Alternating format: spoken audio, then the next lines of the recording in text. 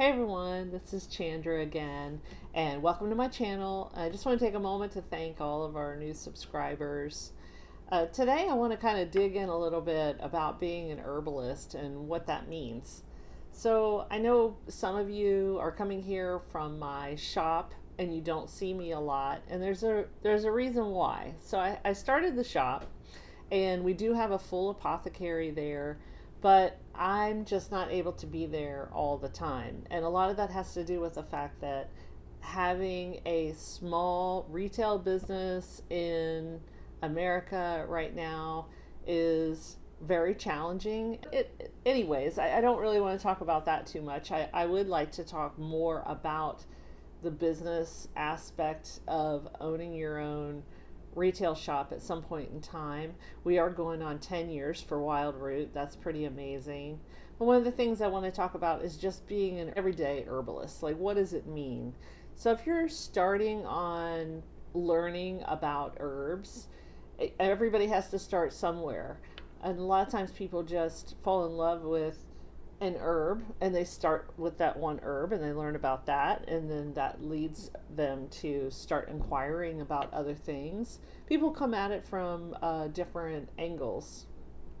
So I have some other friends that have come at their herbalism journey through maybe yoga, martial arts, acupuncture, so these other modalities or trainings and things that they learn about, and they just start learning about plants, or maybe they really love plants, maybe they were master gardeners, or maybe they were just having a healing crisis. It doesn't matter. So I started my plant journey at a really young age. So I always loved plants. I always loved to be outside in nature. And I always had gardens. When I was growing up, my grandparents had gardens. So they weren't necessarily herbalist, I would say, but they grew a lot of their own food. And, that was really, it had a lasting impression on me. And then I started getting into herbalism when I became friends with some people when I was very young that were they were my hippie friends, basically. That's what I like to call them. So they were back to the landers. They were into natural childbirth and homeschooling. And anytime you would see them with their kids, they're working at home. And when I say working at home, I mean a lot of times they were working in the garden, creating something, making something. And this lifestyle just really appealed to me, this kind of homesteading type thing. So that's where I first learned about herbs. So one of the first herbs I probably took was Echinacia. I found that at the health food store. I discovered the health food store, and it was like, oh yeah, this is cool, and I found like it really worked for me. Anyway, it was just kind of like a building. I just built throughout the year. So even though I have a whole other career that I went into, I kept following the herbs, and I kept finding myself going back to learning and working with herbs. And I had a pretty profound healing experience through traditional Chinese medicine. Probably it was back in the 90s, so I was in my 20s at that time, and that just really stuck with me because it was very profound. And since then, I just went on to discover a lot of other things that worked for me, and I just kept adding things to my repertoire. So anyway, so it doesn't really matter how you come to this point, and sometimes recently I haven't been practicing herbalism as much as I would like because I'm busy with other things, but that doesn't mean I'm not an herbalist. I still have all this knowledge. I went to two different very reputable schools where I learned extensively about traditional Chinese medicine, Ayurvedic herbs, Western herbs, and I'm very proud of my education because I just learned so much. So, and I encourage someone who really wants to get into it to find a good school that you like, and go for it. You'll get so much out of it, especially if that's the path that you want to go on. So just because I'm not practicing herbalism every day at my shop, it doesn't mean that I'm not practicing herbalism. So I consider myself an herbalist. I'm always going to be an herbalist. I'm always going to be playing with plants, looking at plants. I'm out in the garden every day, touching my plants. I have tinctures brewing on the counter. I've got some sprouts I'm growing right now. What else? Here's some little seeds that I've harvested. So, this plants are just a part of my life.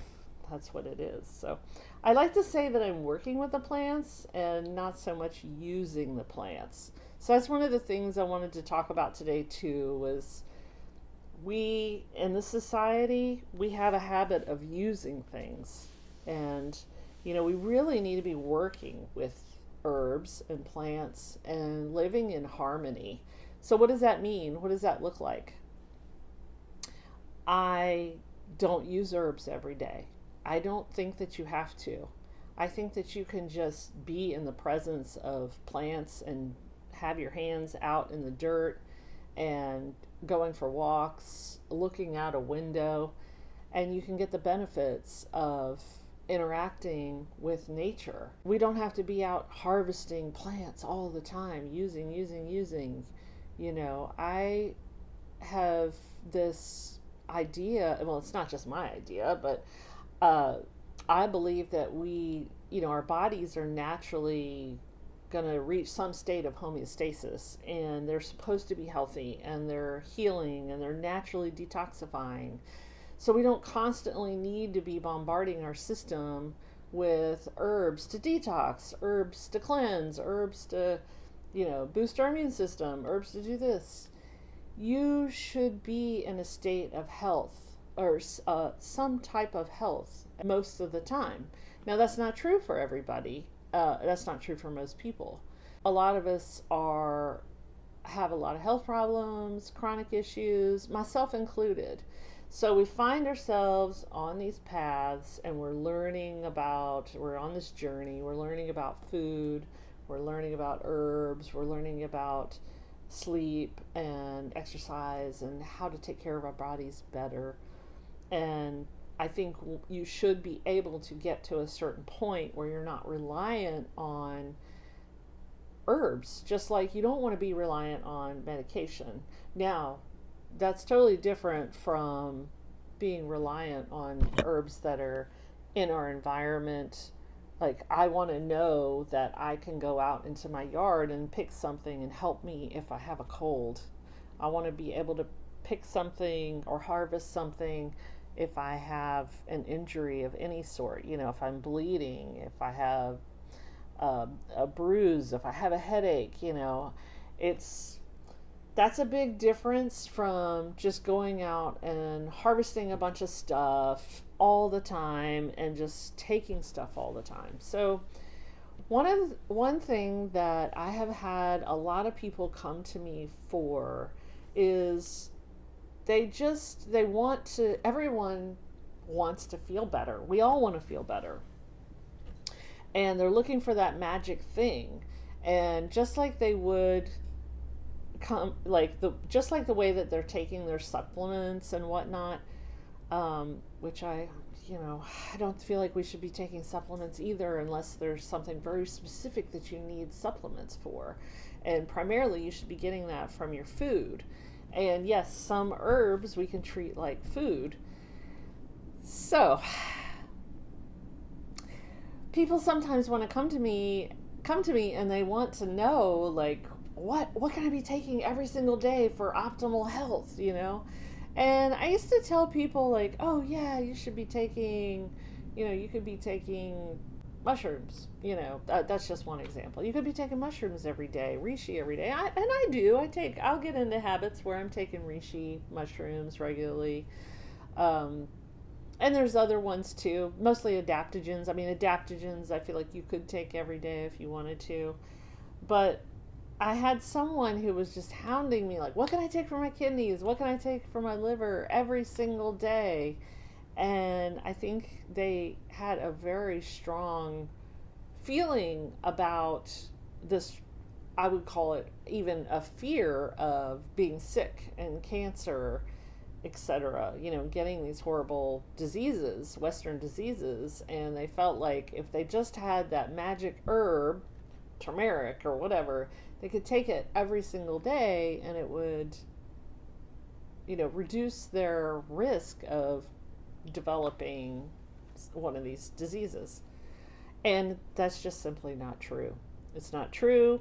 There's just no, I have come to the conclusion that there's just no one thing that you can take, that everybody can take, that's going to just alleviate all of these problems from their life.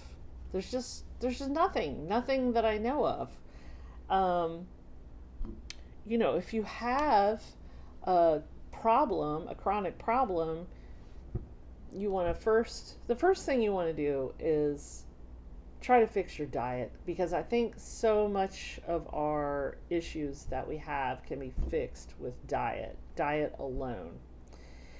And people will come to me and they want a herb for something and they're not willing to fix their diet. And I'm just here to tell you, if you're not going to fix your diet, it's just the herbs they're almost like a band-aid, and they probably won't work, and they won't work as well. They definitely won't work as well as if you start with your diet. So this is really, really important, and people just kind of gloss over it and think, oh, yeah, well, just give me the herbs, just give me something, I'll be really good, I'll take it every single day. And the herbs might work for a little while in the beginning, and then they come to find out that they just stopped working, and they're like, oh yeah, I tried that herb and it didn't work. Well, meanwhile, they're still smoking cigarettes, or still drinking all the time, or they're eating a pint of ice cream every single night, or they're drinking sodas, or whatever it is. Maybe your thing is gluten. Maybe they just can't get off the cookies and the bread. So this is also something that is, I'm not a nutritionist, so I can't really give people nutritional advice, but I do have my opinions about it, and I have hours, hundreds of hours of research, I would say, plus my own N1 experiment over the years, and I've eaten a lot of different ways over the years. And in Chinese medicine, diet, and Ayurveda as well, diet is everything. So when you would go see a traditional herbalist, they're not just going to give you herbs. They're also going to recommend that you eat X, Y, and Z. And these things are really important because foods have energetics, and I think that one of the things we're finding in our society now is people are very malnourished. So we have more food than ever at our fingertips. You can go to the store and you can get anything. Capitalism has absolutely lifted tons of people out of poverty, but the quality of our food has just been so degraded, and our food pyramid is a complete and utter shameful mess, and people just aren't getting the nutrition that they need. So, and our soil, because of the soils are depleted, and even if you think that you're eating a diet that's a whole food, it's a very good diet, it may not have enough of what you need. So sometimes, you do need to get on a supplement or an herb that's going to do the same thing as a supplement, and take that until you can restore your body and bring it back to some level of homeostasis. So, yeah, herbalism is a great journey to go on because there's just so much stuff to learn, and there's so many different things you can do. So you don't have to be a practicing herbalist, and what I mean by that is you can just do it for yourself. Do it for your family. Maybe you just do it for your local community. Like, you're that person that, Chandra, you can go to Chandra. She knows, what's going to fix that, what's going to help heal your broken arm, or, fix your cold, or whatever, this hack you've had for a long time. So, and being that person in your local community is super powerful, especially in times of crises. When there's something that's happening, if they can go to you, it's just like struck. I had a lot of people that knew that they could come to me. They knew they could, even if they didn't get advice from me, they didn't have to do that. They knew that I would have herbs, I would have tinctures, I would have things available to them to help them on their healing journey. And I believe that every single person has got to be their own health advocate. You have to. These, and not to bash doctors at all, because I think that doctors are really smart and well educated and well meaning. I think that a lot of doctors are caught in the system and they're not able to practice in such a way where they're actually delivering health care to people. They're just managing this really broken system. They're working within this framework that's totally broken, from big pharma, big ag,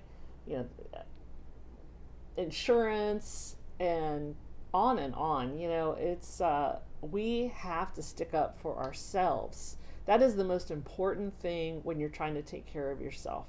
You have got to be your own advocate. I just can't say this enough. When you go to the doctor, you have a right to have your questions answered. You have a right to not take medication that the doctor demands that you take. You have a right to not have procedures done. You have a right to second and third opinions. That is your job as a patient. And part of it is the doctors just don't have the time to give to every single patient that they would like to. So, we have to take it upon ourselves to do research and take care of ourselves. It's so important. And if you can just stay out of the healthcare system, stay out of the hospital, I'm not against going and getting screenings. Obviously, if you need to go to the doctor, that's important. And I'll give you a couple little examples of some recent things that have happened to me. Absolutely, that's important. But, just be able to stand up for yourself. And I see it so many times. A lot of times it's just redundancy. It's about money. It's about doctors are set in their ways. Maybe they're not up to date on the latest research. And they're trying to give you things that to ease their liabilities and try to help the situation at hand, all the while they're not really looking at the individual and treating the individual.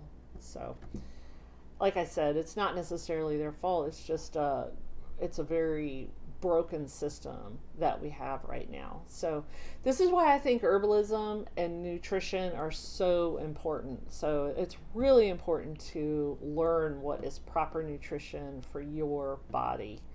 And I have been in a position before where I was very, let's see, I was very, I was a vegetarian, or most of my life I was plant-based, and I just felt like that was the moral and ethical way to eat. And I was very judgy about it and judging other people about it. And since then, I've completely changed my mind on that. And I could tell you more about that as well. And so I don't want to tell people how to eat, but I just want to tell people that the best thing you can do is start with a whole foods diet. So whether it's plants, whether it's meat, doesn't matter. Just start eating whole foods and get all of your artificial processed foods out of your system, out of your cupboards, out of your refrigerator. Seed oils, sugar, any kind of sugar. People always ask me what's the best sugar. I don't think any sugar is good. If you're going to have sugar, go for real sugar or honey. But I really think that we're just so addicted to sugar. It's just a slippery slope, and it's just I don't eat sugar hardly ever. Um, and if I do, it depends. I might go for a tiny little bit of honey if I'm taking a syrup or something, but really that's the only time that I use those things. And if you can do that and you learn a little bit about herbalism and just try to always question, like, what are these doctors doing? What are they doing? What are they giving me? Why are they doing this? And ask questions. Ask lots of questions. So recently I had so this is a cool little thing about being an herbalist. So when you're an herbalist, I think about herbs first before I think about going to the doctor for something. It depends on what it is, right? Okay. So if it's something, that, just for well-being, and it's, obviously if I'm in a car accident or a serious accident or something, I'm going to the doctor because that Western medicine can fix you like that. They can fix you. They can do miraculous things in that regard. But I recently had an eye injury, and it was basically, they kept calling it an ulcer. So it got so bad, it was bothering me. And the very first thing I did was my daughter, it was funny because she was like, Mom, you're the herbalist, and I'm the one that's like getting all these herbs for you. It was so great because I was really proud because she had in her cupboard all these herbs, and I had taught her so much about herbs. So we made a really strong tea of uh, Huang Qin, which is Scutellaria. And it's basically, it has, berberine in it, like all the yellow rooted plants do. And this would be something that you would reach for an infection. So that was the very, very first thing I did. And I've used this before, given it to people for like pink eye and stuff like that. I knew I didn't have pink eye, but I wasn't sure what was going on. So the very first thing I did was I made this strong little tea, and I did the eye wash for several days. But it did continue to get worse. And I do know that things with your eyes, you don't want to mess around with that, because I did have a friend who got a fungal infection and she lost her eyesight. So I ended up going to the urgent care after two or 3 days. I was like, all right, I got to go see somebody. And it was on a weekend. It was a holiday weekend. And urgent care was like, they couldn't really do anything for me, but they gave me an antibacterial. So, okay, great. I got some drops. And then my daughter, she was awesome. She's like, well, Mom, why don't you drink some chrysanthemum and goji tea? That's great for dry eyes. I'm like, yes, right, of course. Duh. So she made me some tea. It was so sweet. But my eyes kept getting worse. So the next day I had to go to an optometrist. And I'll pop a little picture up on here of my eyeball if it doesn't totally gross y'all out. So I had these ulcers in my eye, and he's like, I don't know if it's bacterial or fungal or if it's just an ulcer. So I'm going to start you off with some heavier duty antibacterials and antibacterial drops, and we'll go from there. When you get back home, go see your regular optometrist, and by then we'll be able to see if it's fungal or bacterial or an ulcer. So it needed more time to develop. And of course, when I got back home, it turned out to be an ulcer in my eye. So, but, here was a perfect example where I'm going to reach for the herbs first. A lot of times the herbs will clear something up, which is awesome, and then you can just go about your day. But again, you're not going to ignore something that starts becoming more serious, obviously. Okay, that's just common sense. Yeah, so I have another little story about being your own advocate. When my daughter was young, I didn't have health insurance because we didn't have a lot of money, and like a lot of people now don't have health insurance. But, I did have some cash saved up for emergencies, and my daughter was at school and she fell off the monkey bars and she broke her arm. So we went to urgent care and they did some x-rays and they x-rayed her wrist. And we kept saying, I think it's her elbow. I think it's her elbow. And he's like, no, the doctors were like, no, I think it's her. Usually when they fall off the monkey bars, they break their wrist. And he's like, no, she's fine. So they put her in a sling and, I paid my bill and we left. And over the course of the 24 hours, her elbow just started to swell and turn black and blue and purple. And so, of course, we rushed her back there, and they were like, oh, yeah, her arm is, her elbow, it's broken. She has a fracture. So they did all the x-rays, and then they sent me off to an orthopedic surgeon. And so I got in my car, we drove to the orthopedic surgeon, and the first thing they said to me was, oh, I'm sorry, Miss Hartman, we can't see you because you don't have insurance. And I was a single mom and I was young and I was like, what? Are you serious? Like, but I have cash. Do you not take cash? And they were like, oh yeah, we take cash. It's like, what? I was so angry. I was like, what in the hell? So then they send me back there and they're like, we have to do all these x-rays. And I was like, no way. I just got all the x-rays done at urgent care that I've paid for, that have been sent here. Why can't your doctor look at those x-rays and let's go from there and see what happens? And of course, yeah, they tried to fight me on it. They really wanted me to, well, they were like, no, we have to do our own x-rays. And I'm like, I can't afford that. I don't have insurance. I mean, I have money to pay you, but I don't have enough to like redo all these x-rays. And she was like, well, I'll talk to the doctor. And of course the doctor came in and he was like, we don't need to do more x-rays. I can see what's wrong with her arm and we'll take care. We'll put a cast on her and we'll get her fixed up. And if it's, we'll look at it again. And she was fine. So that's what I'm saying. Sometimes you just have to stand up for yourself, just don't let them push you around. So that experience really showed me that no, you tell the doctor. Like, I've gone to the dentist before and they do that. They want to do the x-rays in your mouth like every single year. And I'm just like, no, we don't have to do that every time. And you know what? They just go on with the rest of the treatment. It's not the end of the world.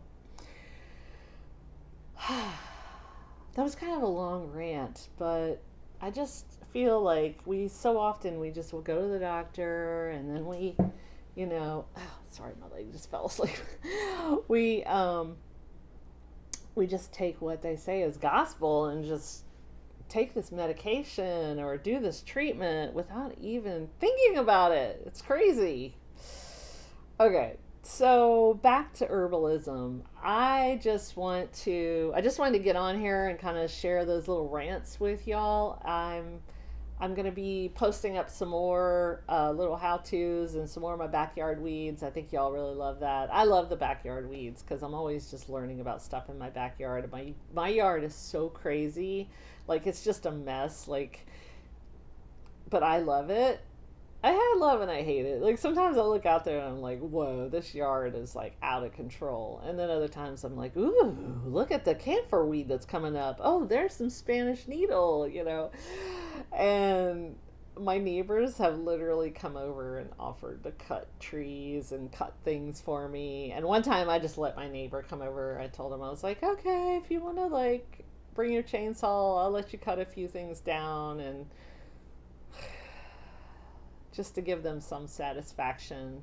I'm sure they just like shake their head like, what is going on over there? It's crazy town. You know what? It's my yard and I have a fence around the whole thing and I really don't care what they think.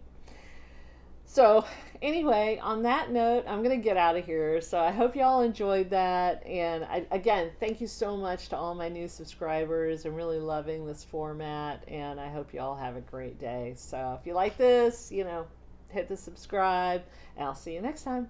Bye.